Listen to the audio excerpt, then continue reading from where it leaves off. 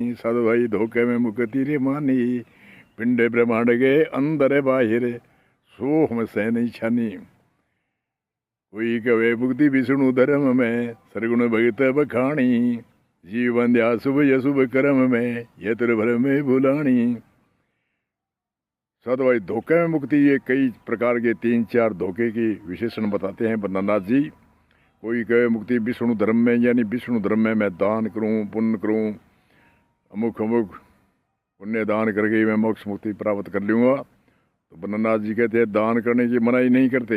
दान करो, चाहे पक्षियों को दान दो, चाहे लंगर लगाओ, चाहे कोई भी संस्था में दान दो, दान देने की मनाही नहीं। किसी ने मान लिया कि यहाँ मुक्ति है, मुक्ति नहीं है, ये मुक्ति है, तो ये धोखा हो जाएगा।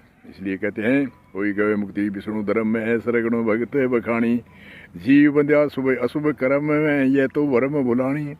शुभ में ही बंधन है और अशुभ में बंधन है। जैसे सोने की हथकड़ी है, चाहे लोह की हथकड़ी है, शुभ कार्य है वह सोने की हथकड़ी है, अशुभ है वो लोह की हथकड़ी है। कृष्ण जी अर्जुन को कहते हैं, हे अर्जुन शुभ ही बंधन है, अशुभ ही बंधन है। तुम शुभ और अशुभ को त्याग और निष्काम भाव से कर्म करो, तो न तुम शुभ में बंधोगे, तो न अशुभ में बंधोगे। निष्काम भाव से कर्म करो हे अर्जुन, शुभ और अशुभ को त्याग निष्काम भाव से कर्म करो, न शुभ में बंधोगे न अशुभ में बंधोगे। कृष्ण जी कहते हैं ऐसे हजारों संत कहते हैं, पर तो कृष्ण जी का उदाहरण इसलिए ठीक है, वे महान पुरुष थे। कृष्ण मर्यादा पुरुषोत्तम थे, निमित्ति का अवतार शक्ति थी परमात्मा की, इसलिए इनका उदाहरण गीता में बार बार कृष्ण जी को दिया है। तो कहे कोई कवे मुक्ति विष्णु धर्म में सरगुण भगत बखानी, जीव बंध्या शुभ या शुभ कर्म में ये तो भरम भुलानी।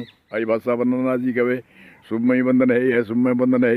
कोई बन्नानाथ जी ऐसे नहीं कहते कि आप दान पुण्य ना करो, पक्षियों को चून ना डालो, गौ की रक्षा ना करो, कोई लंगर कोई मिंद्र आदि आदि की धर्म दान नहीं करो, ऐसी भाषा नहीं बोलते हैं। परंतु कहते हैं इसमें मुक्ति मोक्ष मान ली तो ये धोखा है।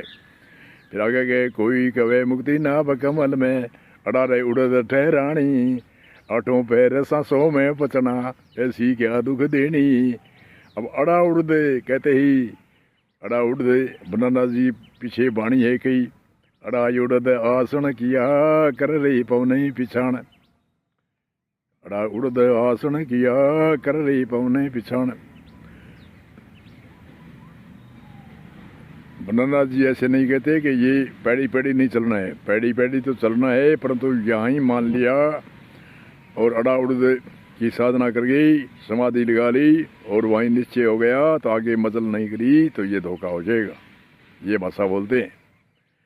कोई कवे मुक्ति गगन मंडल में आनंद घुरे निशानी, कोई कहे गगन मंडल यानी 10वां द्वार, त्रिकुटियों त्रिवेणी, त्रिवेणी के बाद में भौर गुफा 10वां द्वार आदि, 10वें द्वार के और त्रिकुंटी के बीच में ये भंवर गुफा, त्रिकुंटी, त्रिवेणी, भंवर गुफा, 10वां द्वार आदि आदि है। इसमें अगर रहठान साधना करके यहाँ तक ज्योति के दर्शन भंवर गुफा में आनंद बाजा आदि सुन के और यहीं समाधि लगा कर रहे, आगे मजल नहीं करी 10वें से अतीत, तो ये धोखा हो जाएगा। तो कहे कोई कवे मुक्ति की न मंडल में आनंद घुरे निशानी, टूटे रे पिंजरे हंस रे भी खूटे फिर कहाँ कर वो रहानी।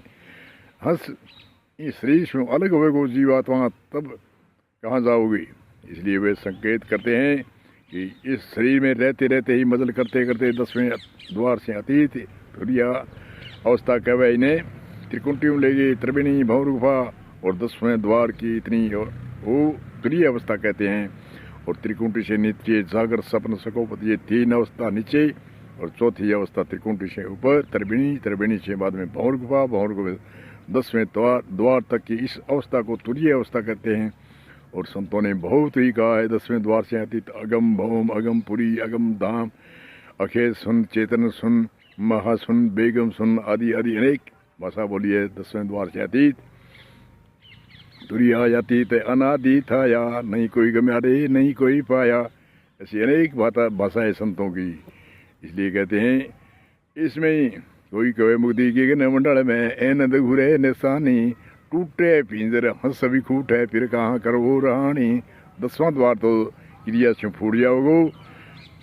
लड़का पुत्र है इसका 10वें द्वार क्रिया, 10वां द्वार तो ताड़वे की ऊपर कोई कहते हैं ये द्वार है, परंतु ये द्वार साधना के द्वारा, इस शरीर के द्वारा जो तुरीय से अतीत होता है, इस शरीर की साधना, शरीर में रहते रहते हुई अंतरिक्ष साधना की मजल करते करते करते करते तुरिया से अतीत, 10वें द्वार से अतीत, अगम भौम, अगम पुरी, अगम धाम, अके सुन, महासुन, चेतन सुन, बेगम सुन आदि आदि की प्राप्ति करता है।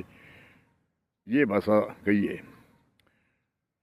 सब में व्यापक सदा निरंतर नाम रूप नहीं बाणी, कैवन नाथ सुनो भाई साधव बंद मुक्ति की है हानि। साधु भाई धोखे में मुक्ति मानी, पिंड ब्रह्मांड गए अंदर बाहिर सोहम से नहीं छानी। इसलिए ये कोई अनोखी वाणी है, इसका अर्थ विचलित है। ये आम गायक कलाकार बड़ी खुशी से गाते हैं, पर तो इसका गाने के साथ साथ इसका विशेषण सुने तो उसमें बहुत आनंद आता है, बहुत आनंद आता है। बड़ी विशेष रोशीली वाणी है। तो ये भजन तो बनाना जी के सभी संतों के अच्छे है, पर तो जो रोष भरी वाणी होती है उनमें अलग रोष आता है, उमंग आती है, जिज्ञासु की उमंग आती है। इसलिए यही नहीं रुकना है, आगे से आगे बढ़ते चलना है। बोलो जय श्री राम, जय श्री राम, जय श्री राम।